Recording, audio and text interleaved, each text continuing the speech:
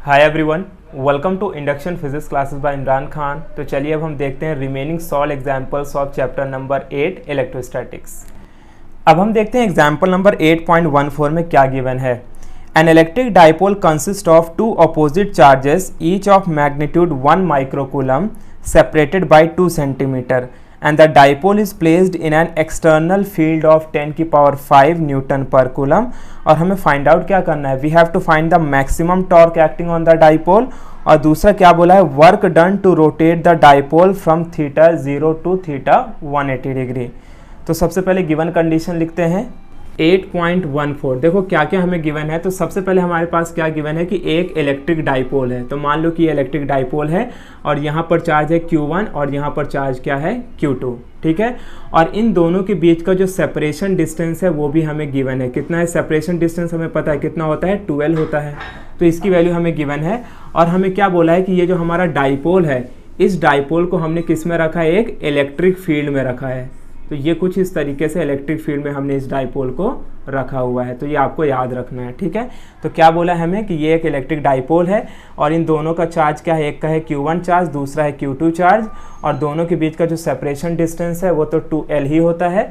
और इस डाइपोल को हमने किस में रखा हुआ है, इलेक्ट्रिक फील्ड में रखा हुआ है। और इनकी वैल्यूज़ भी हमें क्या है, गिवन है। सो देयरफॉर यहाँ पर चार्ज की वैल्यू कितनी दी है, तो दोनों की चार्ज की वैल्यू क्या है, 1 माइक्रोकूलम, जिसे हम क्या लिख सकते हैं 1 × 10 की पावर -6 कूलम। तो Q1 के लिए भी यही चार्ज गिवन है और Q2 के लिए भी यही है, यानी 1 × 10 की पावर -6 कूलम।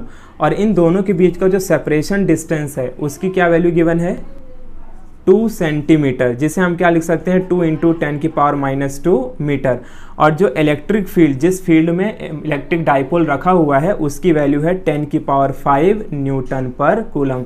तो ये हमारे पास गिवन कंडीशन है। और हमें फाइंड आउट क्या करना है, we have to find the maximum torque acting on the dipole, कि इस डाइपोल के ऊपर मैक्सिमम टॉर्क कितना लगेगा। दूसरा हमें क्या फाइंड आउट करना है, वर्क डन। लेकिन इसके लिए हमें कंडीशन क्या बोला है कि to rotate the dipole from theta 0 to theta 180 degree, यानी इनिशियल थीटा क्या है 0 और फाइनल थीटा क्या है 180 डिग्री, ठीक है। यानी डाइपोल को 180 डिग्री रोटेट करने के लिए कितना वर्क लगेगा, अल्टीमेटली वो फाइंड आउट करना है। तो चलो सबसे पहले हम क्या निकालते हैं कि मैक्सिमम टॉर्क कितना लगेगा। सो देयरफॉर देखो मैक्सिमम टॉर्क का फॉर्मूला क्या होता है, it is PE sin theta, है ना। टॉर्क का फॉर्मूला क्या होता है, PE sin थीटा। अब यहाँ पर थीटा कितना होगा, देखो तो थीटा क्या होगा, थीटा 90 डिग्री, क्योंकि हमें पता है कि जब ये डाइपोल ऐसे रखा होगा कुछ इस तरीके से के केस में 90 डिग्री के एंगल में, राइट, तो जाके इसमें मैक्सिमम टॉर्क लगेगा। क्योंकि हमें पता है अगर ये parallel to the electric field रखा होगा तो मिनिमम टॉर्क लगेगा, क्योंकि थीटा एंगल 0 होगा तो टॉर्क 0 हो जाएगा। मैक्सिमम टॉर्क कब लगेगा, जब ये डाइपोल 90 डिग्री के एंगल पे रखा होगा with the electric field. So therefore maximum torque is equal to, P की वैल्यू देखो हमें गिवन नहीं है, लेकिन हमें पता है कि P का मतलब क्या है, इलेक्ट्रिक डाइपोल मोमेंट। और इसका फॉर्मूला क्या होता है, magnitude of charge into length between the to charge, right. और ये हो जाएगा E और ये क्या हो जाएगा sin 90। सो देयरफॉर Q की वैल्यू क्या है 1 × 10 की power -6। Length between the to dipole यहाँ पर कितना गिवन है, 2 × 10 की पावर -2 पावर 5, तो 10 की पावर 5। और sin 90 की वैल्यू क्या होती है 1। तो अब हमें करना क्या है, जस्ट इसे रख दो वैल्यू, ये हो जाएगा 2 × 10 की पावर -6 है, 10 की पावर -2 है, तो ये हो जाएगा 10 की पावर -8। और यहाँ पर क्या हो जाएगा 10 की पावर 5। तो इसे आप सॉल्व करोगे तो क्या मिलेगा 2 × 10 की power -3 newton metre. So this is the maximum torque acting on the dipole. कितना टॉर्क लगेगा, 2 × 10 की पावर -3 न्यूटन मीटर। अब नेक्स्ट हमें क्या निकालना है, work done to rotate a dipole. अब हम क्या कर रहे हैं कि इस डाइपोल को रोटेट कर रहे हैं। इनिशियली यहाँ पर देखो थीटा एंगल कितना है 0 डिग्री, और ये कितना है, थीटा एंगल यहाँ पर कितना है 90 डिग्री। और जब ये डाइपोल इधर की तरफ घूम जाएगा तो हम क्या बोलेंगे, थीटा एंगल कितना हो जाएगा 180 डिग्री, राइट। तो हमें यही बोलना है कि जब हम थीटा को 180 डिग्री रोटेट करेंगे फ्रॉम 0 डिग्री तो कितना वर्क करना पड़ेगा। तो इसका हमारे पास डायरेक्ट फॉर्मूला है। क्या फॉर्मूला है, work done to rotate the dipole is PE cos theta 1 minus cos theta 2, right. अब देखो P की वैल्यू वापस से देखो क्या हो जाएगा, Q × 2L और ये क्या हो जाएगा E कॉस थीटा 1, तो यहाँ पर क्या लिखेंगे कॉस 0 माइनस कॉस 180, राइट। अब देखो आगे क्या होगा, Q की वैल्यू हमें गिवन है 1 इंटू 10 की power minus 6, distance between the to dipole कितना है, इट इज़ 2 इंटू 10 की पावर माइनस 2, इलेक्ट्रिक फील्ड की वैल्यू है 10 की पावर 5, और यहाँ अंदर देखो cos 0 की वैल्यू होगी 1 माइनस, और cos 180 की वैल्यू कितनी होती है, -1। देयरफॉर फाइनली इसे हम क्या लिख सकते हैं, देखो इसे मैं लिखता हूँ 2 इंटू 10 की पावर माइनस 6 माइनस 2, तो क्या हो जाएगा 10 की पावर माइनस 8, और यहाँ पर क्या है 10 की पावर 5, और ये 1 प्लस 1 कितना हो जाएगा, 2 हो जाएगा। सो देयरफॉर 2 2 ज़ा 4 इंटू 10 की पावर माइनस 3, और इसका यूनिट क्या हो जाएगा, joule. So this is the work done to rotate the dipole from theta is equal to 0 to theta 180 degree. तो इस तरीके से हमने ये फाइंड आउट कर लिया कि एक डाइपोल पे लगने वाला मैक्सिमम टॉर्क कितना होगा, और एक डाइपोल को थीटा 0 से थीटा 180 रोटेट करने के लिए कितना वर्क करना पड़ेगा। Now let's see example number 1.5 में क्या गिवन है। When 10 की power 8 electrons are transferred from one conductor to another, a potential difference of 10 volt appears between the conductors. Find the capacitance of the two conductors. Right? तो हमें यहाँ पर क्या given है कि इनिशियली हम मान लेते हैं कि हमारे पास दो कंडक्टर हैं, और हम क्या कर रहे हैं 10 की पावर 8 इलेक्ट्रॉन्स को एक कंडक्टर से दूसरे कंडक्टर में ट्रांसफ़र कर रहे हैं, और इन दोनों कंडक्टर के बीच का जो पोटेंशियल है वो हमें कितना गिवन है, 10 वोल्ट। और हमें फाइंड आउट क्या करना है, we have to find the capacitance of the two conductors, कि ये दो कंडक्टर्स का कैपेसिटेंस कितना होगा, राइट। तो सबसे पहले हम गिवन कंडीशन लिख लेते हैं और फिर इसे सॉल्व करते हैं। 8.15, तो नंबर ऑफ इलेक्ट्रॉन कितना है, 10 की पावर 8, और दो कंडक्टर के बीच का पोटेंशियल कितना है, 10 वोल्ट, और हमें फाइंड क्या करना है, we have to find the capacitance between the two conductors. यानी आप ऐसा मान सकते हो कि ये सपोज करो एक कंडक्टर है हमारे पास, पहला कंडक्टर, और ये है हमारे पास दूसरा कंडक्टर, ठीक है। और हमें क्या करना है, इलेक्ट्रॉन को ट्रांसफ़र कराना है। कितने इलेक्ट्रॉन को ट्रांसफ़र करा रहे हैं, 10 की पावर 8 इलेक्ट्रॉन्स को हम ट्रांसफ़र करा रहे हैं, और इन दो कंडक्टर के बीच का जो पोटेंशियल है वो हमें गिवन है 10 वोल्ट। हमें फाइंड आउट क्या करना है, we have to find the capacitance, right. So देखो आप कैपेसिटेंस कैसे फाइंड आउट करेंगे, इसका डायरेक्ट फॉर्मूला है हमारे पास C is equal to Q upon V, right, ये फॉर्मूला है हमारे पास।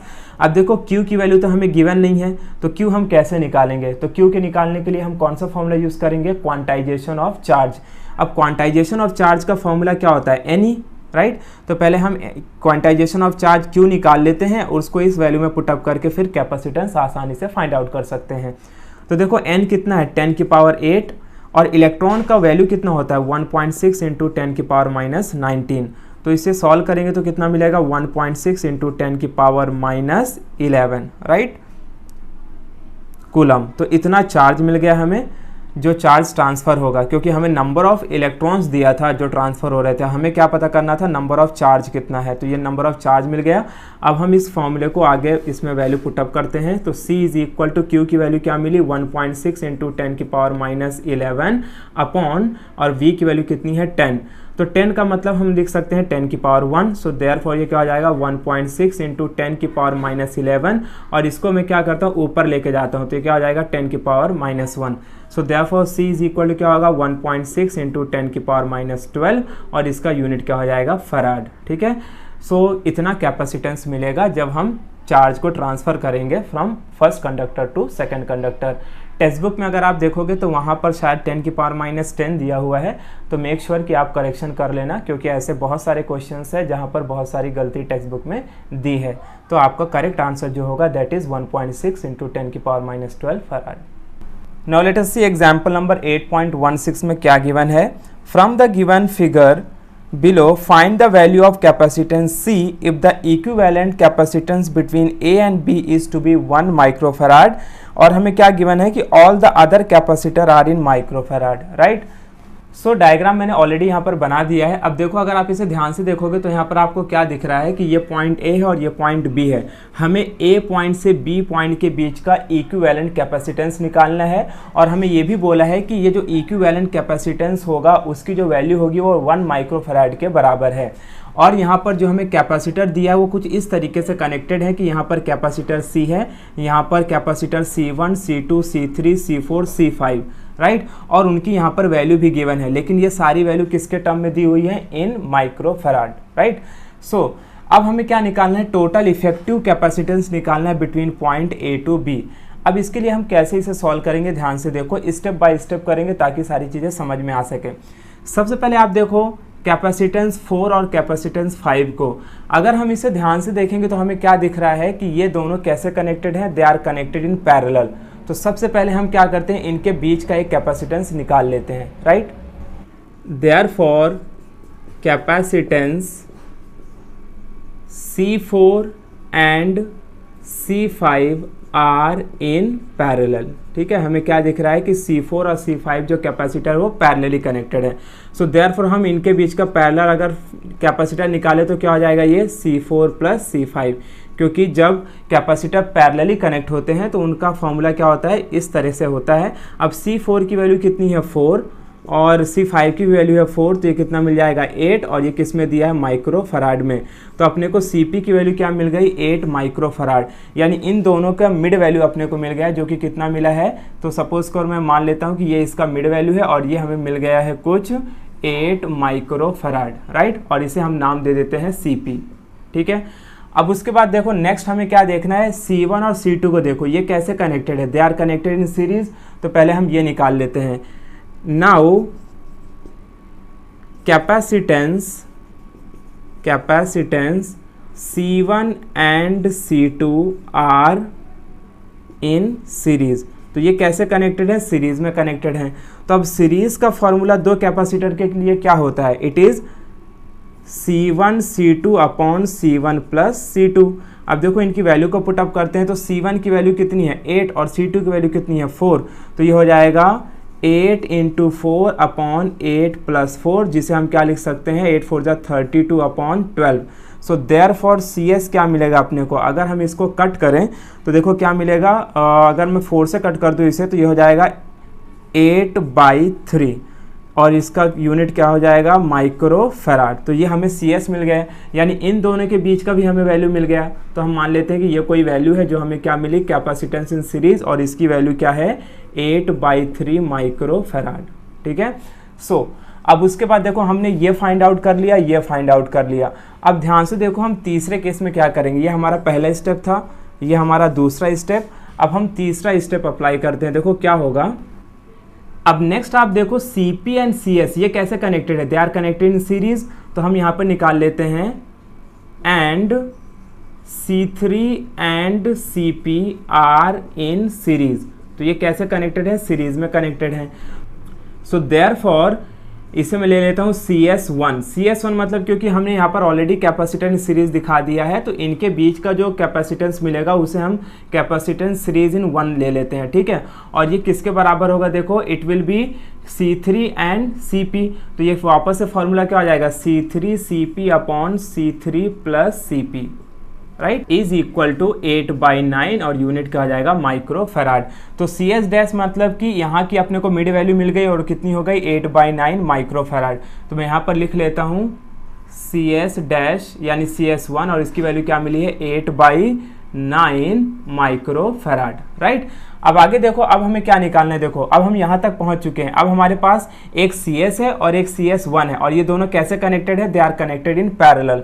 सो देयरफॉर मैं इसमें क्या लिख सकता हूँ, देयरफॉर फोर्थ केस देखते हैं। सो देयरफॉर ये क्या आ जाएगा, here CS1 and CS are in parallel. कैसे कनेक्टेड है, पैरेलल। तो इनकी जो बीच की वैल्यू होगी जिसे हम क्या बोल सकते हैं, सीक्वेटर ले लेते हैं। ये कितना हो जाएगा, देखो it will B CS1 plus CS। अच्छा CS1 की वैल्यू कितनी है गिवन, CS1 की वैल्यू हमें पास क्या है, इट इज 8/9। तो यहाँ पर लिख लेते हैं 8/9 प्लस CS की वैल्यू कितनी गिवन है, CS की वैल्यू है 8/3। तो ये हो जाएगा 8/3। अब यहाँ से देखो इसे हम क्रॉस मल्टीप्लिकेशन करके सॉल्व कर लेते हैं। तो कितना हो जाएगा, ये 8 3 जा 24 और ये कितना हो जाएगा 9 8 जा 72 अपॉन 9 3 जा 27, जिसे फाइनली यहाँ पर हम क्या लिख सकते हैं, देखो 72 प्लस 24 करेंगे तो ये हो जाएगा 69 अपॉन 27। इसे हम क्या कर सकते हैं, 3 से कट कर सकते हैं। तो अगर हमने इसे 3 से कट किया तो देखो ये कितना हो जाएगा 32 अपॉन 9।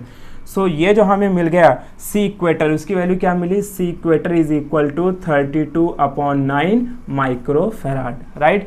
तो हमने यहाँ की वैल्यू ढूंढ ली, ये वाली वैल्यू, राइट। और ये हमें कितना मिल गया, इसे हम बोलते हैं सी इक्वेटर। अब हमारे पास फाइनली क्या बचे हैं, दो कैपेसिटर बचे हैं, जो कि कैसे कनेक्शन दिख रहा है आपको, सीरीज में दिख रहे हैं। बस हमें इसका निकाल लेना है और इन दोनों की जो वैल्यू है वो दोनों कहाँ पे लाई कर रहे हैं, ए और बीच में, और इसकी वैल्यू बुक में गिवन है 1 माइक्रोफैराड। तो चलो फाइनली लिखते हैं 5th पॉइंट में क्या होगा, here C equator and C are in series. किस में कनेक्टेड है, सीरीज में कनेक्टेड है, और इन दोनों की जो वैल्यू है वो बुक में गिवन है 1 माइक्रोफैराड के बराबर है। तो यानी ये क्या हो जाएगा, देखो it will be C equator into C upon C equator plus C is equal to 1। हमने क्या किया, सीरीज वाला फॉर्मूला अप्लाई कर दिया।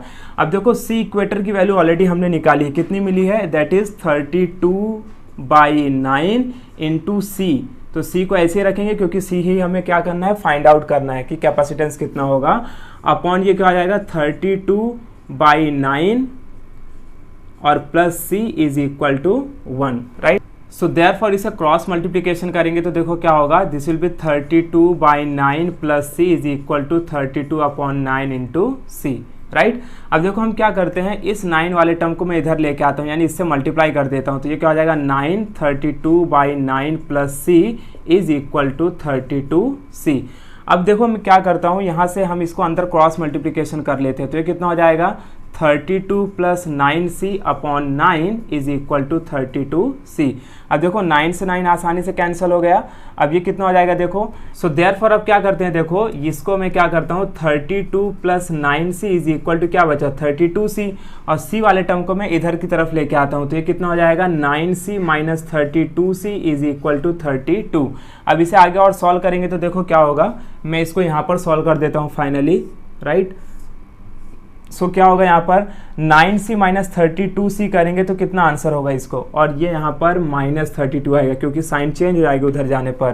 तो ये हो जाएगा आपका -23C इज इक्वल टू -32, है ना, क्योंकि अगर हम 32 में से 9 को माइनस कर देंगे तो कितना बचेगा, ये -23C।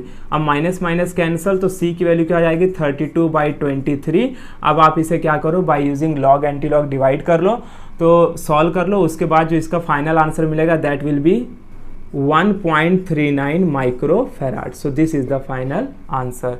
तो थोड़ा सा इस क्वेश्चन को समझना है कि हमें किस तरीके से सॉल्व करना है। तो एक बार वापस से देख लो, हमारे पास कुछ इस तरीके से कैपेसिटर का सेट था और हमें फाइंड करना था कि ए और बी के बीच का टोटल इफेक्टिव कैपेसिटेंस कितना होगा।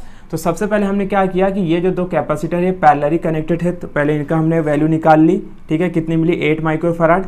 फिर हमने देखा ये वाले जो दो कैपेसिटर वो कैसे कनेक्टेड है, इन सीरीज, तो इनकी वैल्यू निकाल ली, तो हमें इन दोनों की मिड वैल्यू मिल गई। फिर उसके बाद हमने थर्ड केस में क्या किया कि C3 और इसको हमने कैसे बताया कि they are connected in series, तो हमने ये वैल्यू निकाल ली इन दोनों के बीच की, और फिर ये जो वैल्यू हमें मिली उसको इसके साथ हमने पैरेलली कनेक्ट करके दिखाया, और राइट लास्ट में हमें ये क्या मिल गई, ई इक्वेटर, जो कि इसके बराबर है, और ये जो दोनों वैल्यू होंगी तो वो किसके बराबर होगी, 1 के बराबर होगी। इसे आपको सॉल्व करना है और इस स्टेप पे आपको ध्यान देना है कि इसे हम करना है क्रॉस मल्टीप्लिकेशन। तो पहले मैं इधर ये वाले टर्म को लिख देता हूँ, ये वाले टर्म को उधर, और फिर आप क्या करोगे, इसके अंदर क्रॉस मल्टीप्लिकेशन करके इसे सॉल्व करोगे तो ये कुछ इतना वैल्यू मिलेगा जिससे 9 से 9 क्या हो जाएगा, कैंसल। हमें C फाइंड करना है तो C वाले टर्म को इधर लेके आएंगे तो ये क्या हो जाएगा -32C, और ये इसको उधर लेके जाएंगे तो -32। तो अगर 32 में से 9 को माइनस कर देंगे तो क्या बचेगा, -23। सो देयरफॉर C की वैल्यू क्या मिल जाएगी, 1.39 माइक्रोफैराड। नाउ लेट अस सी एग्जांपल नंबर 8.17 में क्या गिवन है। A parallel plate capacitor has an area of 4 centimeter square and a plate separation of 2 millimeter। और हमें क्या फाइंड आउट करना है, we have to calculate its capacitance, और दूसरा क्या फाइंड आउट करना है, what is its capacitance if the space between the plate is completely filled with a dielectric medium having a dielectric constant of 6.7। तो चलो सबसे पहले गिवन कंडीशन लिखते हैं, क्या क्या गिवन है, 8.17। तो हमें यहाँ पर क्या दिया है कि एक कैपेसिटर है, तो मान लो कि ये कोई क्या है, कैपेसिटर है, राइट। और इस कैपेसिटर का जो ये प्लेट है इनका एरिया हमें गिवन है, कितना एरिया है, A is equal to 4 centimetre square, जिसे हम क्या लिख सकते हैं 4 इंटू 10⁻⁴ मीटर स्क्वायर, राइट। और हमें इन दोनों प्लेट के बीच का सेपरेशन डिस्टेंस दिया है, यानी कि D की वैल्यू गिवन है। तो ये आपका हो जाएगा प्लेट एरिया, राइट, और ये क्या हो जाएगा, दो प्लेट के बीच का सेपरेशन डिस्टेंस D, जिसकी वैल्यू हमें क्या गिवन है 2 मिलीमीटर। तो इसे हम क्या कन्वर्ट कर लेते हैं 2 इंटू 10⁻³ मीटर। और हमें कैलकुलेट क्या करना है, वी हैव टू कैलकुलेट, पहले क्या निकालना है कैपेसिटेंस, और सेकंड केस में हमें कैपेसिटेंस ही निकालना है। लेकिन यहाँ पर क्या बोला है कि अगर इस कैपेसिटर में हम किसी एक डाइलेक्ट्रिक मीडियम को रख देते हैं जिसका डाइलेक्ट्रिक कांस्टेंट K की वैल्यू गिवन है 6.7, तो फिर बताओ कैपेसिटेंस कितना होगा। यानी पहले हमने क्या देखा कि इसमें कोई डाइलेक्ट्रिक मीडियम नहीं रखा था, तो कितनी कैपेसिटेंस होगी वो निकालना है। और अगर हमने इसमें कोई डाइलेक्ट्रिक मीडियम को रख दिया जिसकी डाइलेक्ट्रिक कांस्टेंट की वैल्यू 6.7 है, तो फिर कैपेसिटेंस की वैल्यू क्या होगी ये हमें फाइंड आउट करना है। सो देयरफॉर देखो कैपेसिटेंस का फॉर्मूला क्या होता है, यानी कैपेसिटेंस इन एयर, जब कोई मीडियम ना रखा हो तो इसका फॉर्मूला क्या होता है A epsilon not upon D, right. तो यहाँ पर चलो वैल्यू पुटअप करते हैं। एरिया कितना गिवन है 4 इंटू 10⁻⁴। एप्सिलॉन नॉट की जो वैल्यू है ये तो कांस्टेंट है, कितनी होती है 8.85 इंटू 10⁻12 अपॉन सेपरेशन डिस्टेंस जो हमें दिया है वो कितना है 2 इंटू 10⁻3।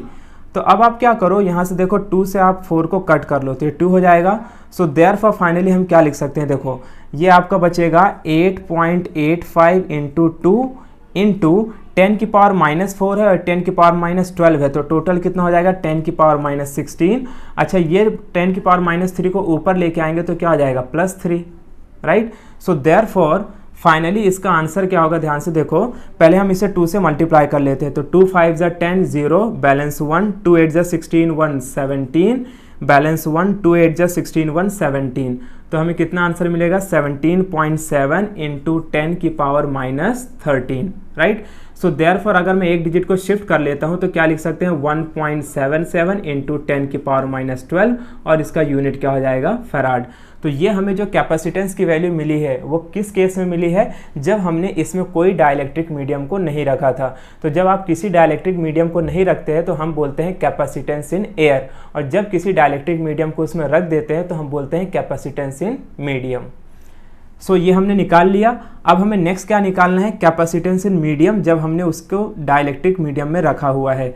सो देयरफॉर ये क्या हो जाएगा, देखो C इज इक्वल टू, इसका फॉर्मूला क्या होता है A epsilon not K upon D, ठीक है। सेम ही फॉर्मूला होता है, खाली यहाँ पर क्या आ जाता है K आ जाता है। तो ये फॉर्मूला आपको याद रखना है, कैपेसिटेंस इन मीडियम का है और ये फॉर्मूला कैपेसिटेंस इन एयर का है। सो देयरफॉर अब देखो इसे सॉल्व करने के लिए आप एक बहुत अच्छा दिमाग अप्लाई कर सकते हो। हमें पता है इसकी जो वैल्यू है वो ऑलरेडी हमने निकाल ली है, कितनी वैल्यू मिली है 1.77 इंटू 10⁻12, राइट। और K की वैल्यू कितनी गिवन है 6.7। तो देखो ये बहुत आसानी से सॉल्व हो जाएगा। अब आप करो क्या 1.77 इंटू 6.7 इंटू 10⁻12, तो इसे आप क्या करो मल्टीप्लाई कर लो। तो जब आप इसे मल्टीप्लाई करोगे तो देखो इसका क्या आंसर मिलेगा 7.9 इंटू 10⁻12, ठीक है। और इसका यूनिट क्या हो जाएगा फराड। तो इतना आंसर आपको मिलेगा। तो आप चाहते तो इस पूरे वैल्यू को रख के भी सॉल्व कर सकते थे, लेकिन जब ऑलरेडी हमने इस वैल्यू को निकाला हुआ है तो वापस से फिर सारी वैल्यू रख के सॉल्व करना अच्छा नहीं है। तो उससे सही तरीका क्या है कि इस वैल्यू को आप वापस से रख दो और K की वैल्यू रख के उससे मल्टीप्लाई कर लो, तो आपका टाइम भी बच जाएगा और सोल्यूशन भी आसान हो जाएगा। अब हम देखते हैं एग्जाम्पल नंबर 8.18 में क्या गिवन है। In a capacitor of capacitance 20 microfarad the distance between the plate is 2 millimetre.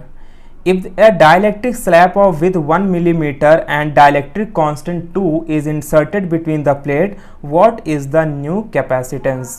तो सबसे पहले हम देखते हैं गिवन कंडीशन में क्या क्या बोला है। तो हमें यहाँ पर इनिशियली क्या गिवन है कि एक कैपेसिटर है, राइट।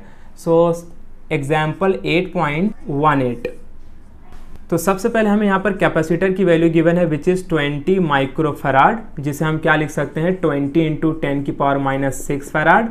और इन कैपेसिटर के दो प्लेट का सेपरेशन डिस्टेंस दिया है D is equal to 2 millimetre, जिसे हम लिख सकते हैं 2 इंटू 10⁻³ मीटर, और आगे हमें क्या बोला है, if a dielectric slab of with 1 millimetre and a dielectric constant 2 is inserted between the plate. अब मान लेते हैं कि अगर हमने उसमें क्या किया कि एक डाइलेक्ट्रिक स्लैब को रख दिया जिसकी जो थिकनेस है वो कितनी गिवन है 1 मिलीमीटर, तो इसे मीटर में कन्वर्ट करेंगे तो 1 × 10⁻³ मीटर हो जाएगा। और जो k की वैल्यू है यानी डाइलेक्ट्रिक कांस्टेंट उसकी वैल्यू हमें क्या गिवन है 2। सो हमें पूछा क्या है, then what is the new capacitance, तो न्यू कैपेसिटेंस को हम C' मान लेते हैं। तो देखो हमारे पास कंडीशन क्या है, वापस से इसे डायग्रामेटिकली समझते हैं कि मान लो कि हमारे पास कोई एक कैपेसिटर है, राइट, ये इनिशियल एक कैपेसिटर है। फिर हमने क्या किया कि इस कैपेसिटर में एक डाइलेक्ट्रिक मीडियम को इंट्रोड्यूस कर दिया, यानी डाइलेक्ट्रिक स्लैब को इसके अंदर रख दिया। और ये जो डाइलेक्ट्रिक स्लैब है इसका जो थिकनेस है, यानी इस थिकनेस को टी बोलते हैं, और इन दोनों के बीच का जो सेपरेशन डिस्टेंस होता है दो प्लेट के बीच का उसे डी बोलते हैं। और इनिशियली इस कैपेसिटर की वैल्यू जब, यानी इस कैपेसिटर की वैल्यू यहाँ पर कितनी गिवन है 20 माइक्रोफैराड। तो हमसे ये बोला है कि जब यहाँ पर कोई मीडियम नहीं रखा था तो कैपेसिटर की वैल्यू इतनी थी। अब हमने क्या किया है, यहाँ एक डाइलेक्ट्रिक स्लैब को रख दिया है, तो अब कैपेसिटेंस की वैल्यू क्या होगी वही हमें फाइंड आउट करना है। आया क्या समझ में? ओके, सो सबसे पहले हम देखो क्या निकाल लेंगे, कैपेसिटेंस इन एयर, यानी पहला वाला केस ये फाइंड आउट करते हैं। तो देखो इसका तो फॉर्मूला हमें पता है क्या होता है, A/0/d। तो ये C का फॉर्मूला मिल गया, यानी कैपेसिटेंस इन एयर।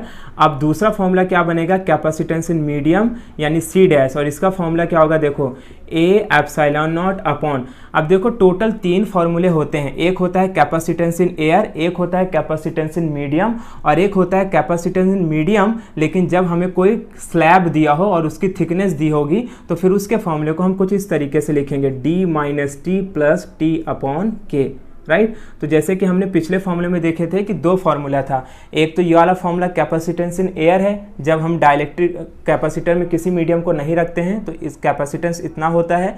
फिर हम क्या करते हैं कि अगर हम इसमें कोई डाइलेक्ट्रिक मीडियम को रख देते हैं तो उसकी कैपेसिटेंस की फॉर्मूला क्या बनती है, A/0K/D, यानी अगर हमें K की वैल्यू गिवन है तो ये फॉर्मूला अप्लाई करेंगे।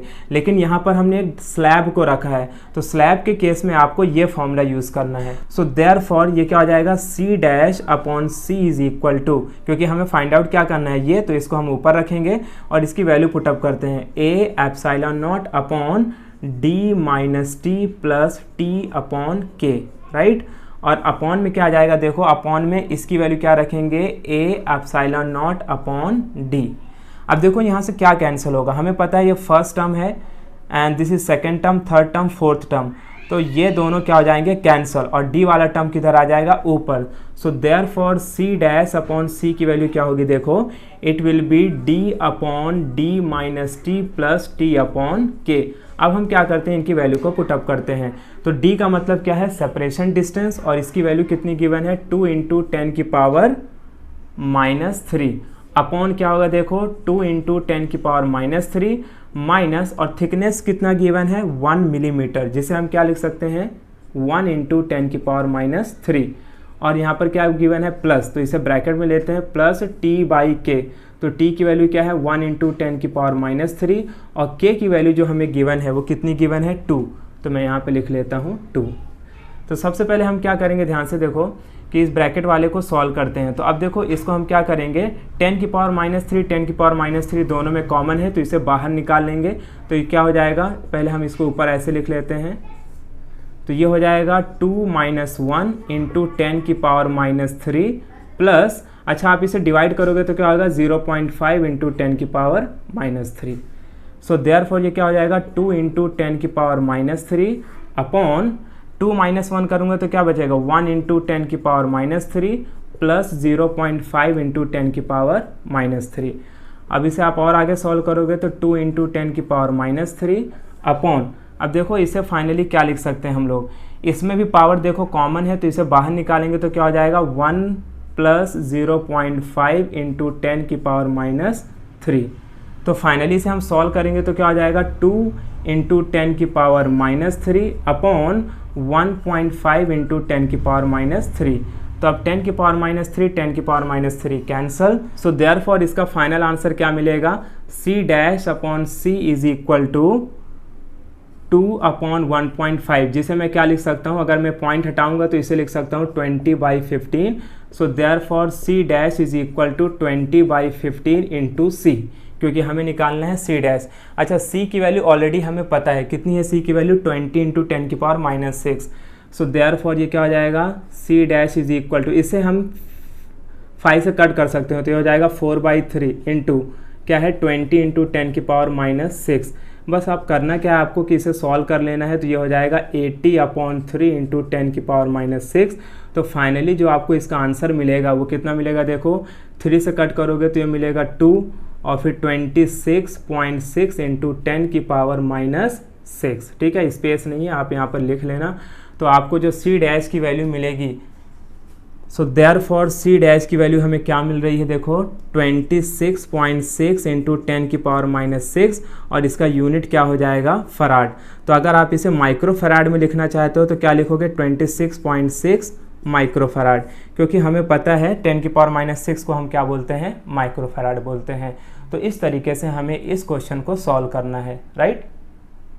Now let us see the last solve example, that is 8.9। क्या गिवन है, A parallel plate capacitor has a capacitance of 3 into 10⁻⁹ farad and a slab of dielectric constant 3 and thickness 3 cm completely fills the space between the plate। और हमें आगे क्या बोला है, The potential difference between the plate is maintained constant at 400 volt. What is the change in energy of the capacitor if the slab is removed? So ये भी case related to the parallel plate capacitor ही है, और यहाँ पर हमें दो condition given है, यानी capacitance in air and capacitance in medium, और इसके वजह से जो एनर्जी चेंज होगी वो हमें फाइंड आउट करना है। तो सबसे पहले हम गिवन कंडीशन लिखते हैं, एग्जाम्पल 8.19। ठीक है, तो इनिशियली वापस से हमें क्या है कि एक कैपेसिटर है और यहाँ पर कोई डाइलेक्ट्रिक मीडियम नहीं है, तो हम मान लेते हैं इसे कैपेसिटेंस इन एयर। ठीक है, और दूसरे केस में हमें क्या बोला है कि इस कैपेसिटर में हमने क्या किया है, एक डाइलेक्ट्रिक मीडियम को इसके अंदर रख दिया है और उसकी हमें वैल्यूज़ भी गिवन है, वो भी हम अभी लिख लेते हैं। सो ये क्या हो जाएगा आपका कैपेसिटर इन मीडियम, और ये क्या है capacitor in air. So initially हमें क्या दिया है, कैपेसिटेंस इन एयर, और इसकी वैल्यू है 3 इंटू 10⁻⁹ फराड। और हमने जब डाइलेक्ट्रिक मीडियम को रखा तो इसका जो डाइलेक्ट्रिक कांस्टेंट है इसकी वैल्यू कितनी गिवन है, 3, और इसका जो थिकनेस है यानी टी की वैल्यू वो कितनी गिवन है, 3 सेंटीमीटर, जिसे हम क्या लिख सकते हैं, 3 इंटू 10⁻⁻2 मीटर, राइट। तो ये हमारे पास गिवन कंडीशन है। और आगे हमें क्या बोला है, the potential difference between the plate is maintain constant at 400 volt. तो पोटेंशियल दोनों के केस के लिए सेम है, यानी कैपेसिटेंस इन एयर और कैपेसिटेंस इन मीडियम दोनों के लिए पोटेंशियल सेम है, कितना है, 400 वोल्ट। एंड हमें फाइंड आउट क्या करना है, we have to find the change in electrostatic potential energy, यानी कि हमें change in internal energy E find out करना है, right.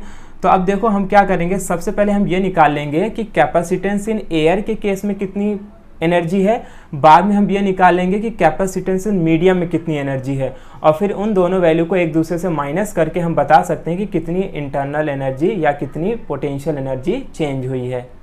So therefore potential energy in case of capacitance in air कितना है, यहाँ पर देखो इसका फॉर्मूला होता है हाफ CV²। तो हाफ ऐसे ही रखेंगे, C की वैल्यू कितनी है, 3 इंटू 10⁻⁹, और पोटेंशियल हमें कितना गिवन है, ये गिवन है 400 वोल्ट, जिसे हम ऐसा भी लिख सकते हैं 4 इंटू 10⁻2 वोल्ट, राइट। अब देखो स्क्वायर है तो मैं स्क्वायर लगा देता हूँ। सो देयरफॉर आगे क्या होगा, हाफ इंटू 3 इंटू 10⁻⁹, और 4 का स्क्वायर कितना होगा 16, और 10⁻2 का स्क्वायर क्या होगा 10⁻4। अब 2 से देखो 16 कट होगा तो ये हो जाएगा 8, और 8 3 जा कितना होता है 24 इंटू 10⁻⁹ है, 10⁻4 है, तो बचेगा क्या है 10⁻5, और इसका यूनिट हो जाएगा जूल। तो हमें electrostatic potential energy of the capacitor in air कितनी मिल गई, 24 इंटू 10⁻5 जूल। अब हम इसी तरीके से क्या निकाल लेते हैं, potential energy in case of medium, तो इसके लिए भी फॉर्मूला सेम ही रहेगा, हाफ सी वी स्क्वायर। लेकिन यहाँ पर हम क्या अप्लाई करेंगे, अब यहाँ पर हम सी डैश ले लेते हैं, ठीक है, क्योंकि यहाँ पर कैपेसिटेंस इन मीडियम है, या आप सीधा इसमें एम ई डी लिख दो, मीडियम, ठीक है। सो देयरफॉर अब देखो ये क्या आ जाएगा, हाफ। अच्छा, सी मीडियम की वैल्यू हमें पता नहीं है, तो देखो सी मीडियम कैसे निकालेंगे। तो अब देखो एक रिलेशन आपको यूज़ करना है और ये रिलेशन याद रखना है। क्या रिलेशन है, C medium is equal to K times C air. तो ये फॉर्मूला आपको याद रखना है, ठीक है। इस फॉर्मूले को हम कैसे आएगा वो भी फाइंड आउट कर सकते हैं, तो चलो मैं बता भी देता हूँ ये कैसे आता है फॉर्मूला। देखो हमें पता है कैपेसिटेंस इन एयर के केस में क्या फॉर्मूला होता है, A epsilon not upon D, और कैपेसिटेंस इन मीडियम के फॉर्मूला क्या होता है, A epsilon not K upon D. So therefore अगर मुझे C medium upon C air करना हो तो देखो क्या हो जाएगा, A epsilon not K upon D, और ये क्या हो जाएगा, A epsilon not upon D. तो यहाँ से A epsilon not cancel, D से D कैंसल। सो देयरफॉर C मीडियम कितना हो जाएगा, it will B K times of C air. तो इस तरीके से ये हमें रिलेशन मिलता है, किसके बीच का रिलेशन है, between the capacitance when the dielectric medium is kept is equal to K times the capacitance in air. तो हम क्या करेंगे, C मीडियम की जगह पर K इंटू C एयर रख देते हैं। सो देयरफॉर ये क्या आ जाएगा, U मीडियम यानी potential energy in case of medium, और ये क्या आ जाएगा, half into K C air into V का स्क्वायर। अब हमें इन सारी वैल्यूज़ को पता है हमें, तो इनकी वैल्यू को पुटअप करके सॉल्व करते हैं। तो ये क्या हो जाएगा, हाफ इंटू K की वैल्यू क्या गिवन है हमें, 3, और कैपेसिटेंस इन एयर कितना है, 3 इंटू 10 की पावर माइनस 9, और V की वैल्यू हमें पता है, क्या लिख सकते हैं हम इसे, 4 इंटू 10 की पावर 2 का होल स्क्वायर। सो देखो इसे आगे सॉल्व करते हैं तो क्या हो जाएगा, ये 3 3 ज़ा 9/2 इंटू, राइट, और ये क्या हो जाएगा 10 की पावर माइनस 9, और 4 का स्क्वायर होगा 16 इंटू 10 की पावर 4। तो हमें इसे आगे और सॉल्व करना है, तो मैं यहाँ पे सॉल्व कर देता हूँ, स्पेस नहीं है। सो ये क्या हो जाएगा, potential energy in medium is equal to, अब देखो इसे हम कट करेंगे तो कितना हो जाएगा 8, और 9 8 जा कितना होता है 72 इंटू 10 की पावर माइनस 9 है, 10 की पावर 4 है, तो बचेगा क्या, 10 की पावर माइनस 5 जूल। तो ये जो हमें पोटेंशियल एनर्जी मिला वो किसके केस में मिला, in case of medium, right. अब हम बहुत आसानी से change in energy find out कर सकते हैं। तो ये क्या हो जाएगा, U is equal to U medium minus U air. आप U टर्म यूज़ कर सकते हो या E यूज़ कर सकते हो, कोई प्रॉब्लम नहीं है, ठीक है। तो मैं यहाँ पर U लिख लेता हूँ, क्योंकि हमें पता है पोटेंशियल एनर्जी को U से डिनोट करते हैं, बाकी आप किसी भी टाइप की एनर्जी को E से डिनोट कर सकते हो, कोई प्रॉब्लम नहीं है, ठीक है। सो देयरफॉर U मीडियम की वैल्यू कितनी है, 72 इंटू 10 की पावर माइनस 5 माइनस, और ये कितना है 24 इंटू 10 की पावर माइनस 5। तो अगर हम इसे सॉल्व करेंगे आगे तो क्या आ जाएगा, 72 माइनस 24 इंटू 10 की पावर माइनस 5, जिसे फाइनली हम क्या लिख सकते हैं, अगर 72 से 24 को माइनस करोगे तो ये कितना हमें मिलेगा, 48 इंटू 10 की पावर माइनस 5, और इसका यूनिट क्या हो जाएगा, जूल। तो इतना पोटेंशियल एनर्जी चेंज होगा in case of this to this process.